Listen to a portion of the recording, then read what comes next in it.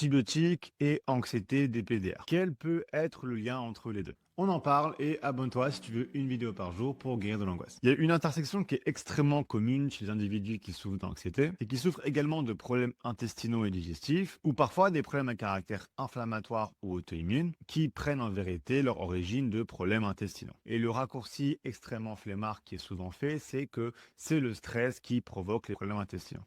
Et un combat que les gens qui ont guéri comme moi essayent désespérément de mener, c'est de faire comprendre qu'en vérité, c'est pas une voie à sens unique. C'est pas juste le stress qui cause des problèmes digestifs.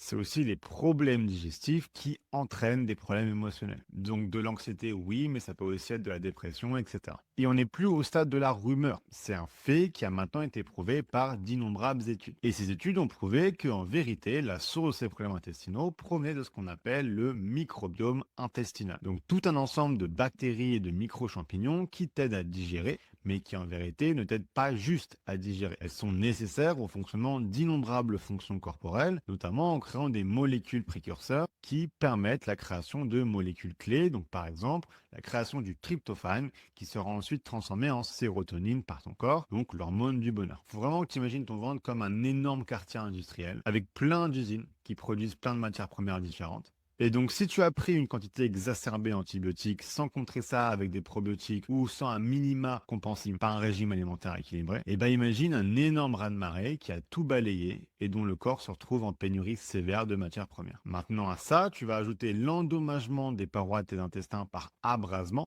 à cause du coup d'aliments qui n'ont pas été digérés, qui va faire qu'à chaque repas, des agents pathogènes vont s'infiltrer dans ton sang et provoquer une réaction inflammatoire quasi constante. Et cette inflammation, dite maintenant chronique, à son tour cause tout un tas de problèmes.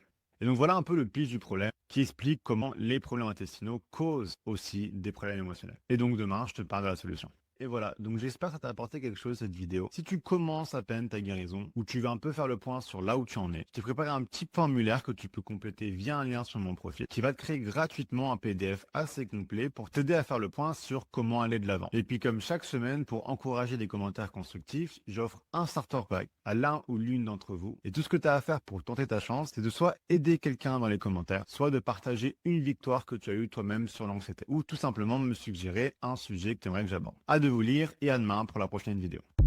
Merci d'avoir regardé jusqu'au bout. Si tu veux commencer sérieusement ta guérison, clique sur le lien dans ma description.